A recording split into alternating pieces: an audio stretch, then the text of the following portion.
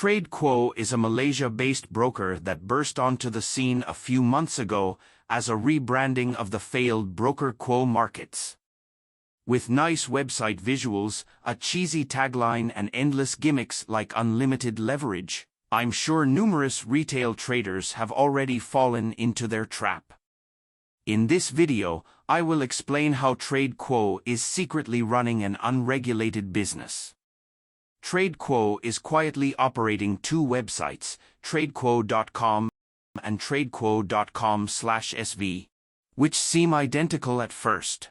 Our testing shows you will automatically be redirected to TradeQuo.com if you reside in these countries. The vast majority of traders will be looking at the SV website. So what's the difference? I asked customer support, and they tell me that's just the way their system is, and that both websites are identical. Who is dumb enough to maintain two identical websites? I then ask whether SV stands for St. Vincent and Grenadines.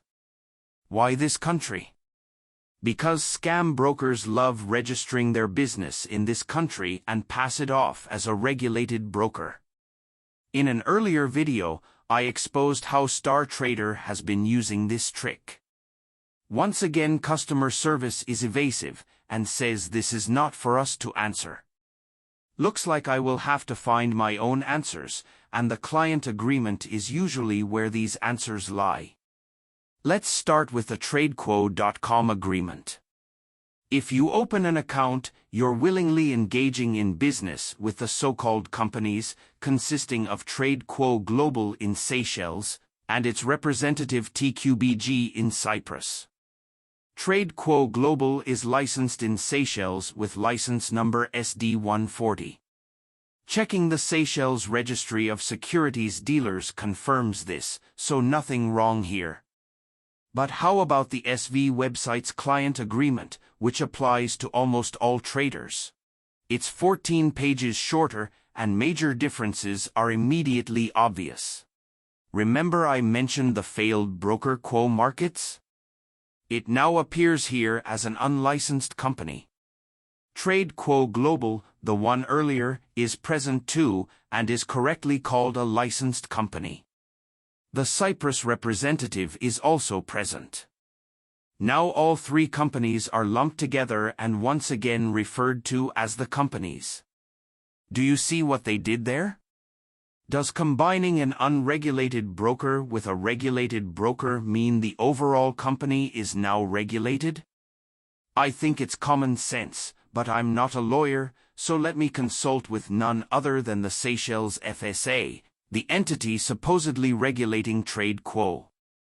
Here is the email I sent, highlighting the above findings and specifically asking, for clients who sign up under the SV website and consequently are exposed to the unregulated Quo Markets, are they protected by SD140? Check out what Ella from FSA replied. As expected, she confirms Quo Markets isn't regulated. Most importantly, the FSA will not be responsible should persons continue or maintain client relationships, or use services provided with or by Quo Markets. Lumping companies together is a common legal maneuver to screw you over. If the broker gets into trouble, they can argue that you were actually transacting with an unregulated company within the group. Check out this clause within the agreement. The services of the company and the licensed company are both involved in performing trade operations. If you ever file a complaint, do you expect the FSA to help you when they already warned you not to engage with unregulated brokers? So please guys, do read the fine print and avoid the army of TradeQuo business development managers. Remember, your broker only goes bust once.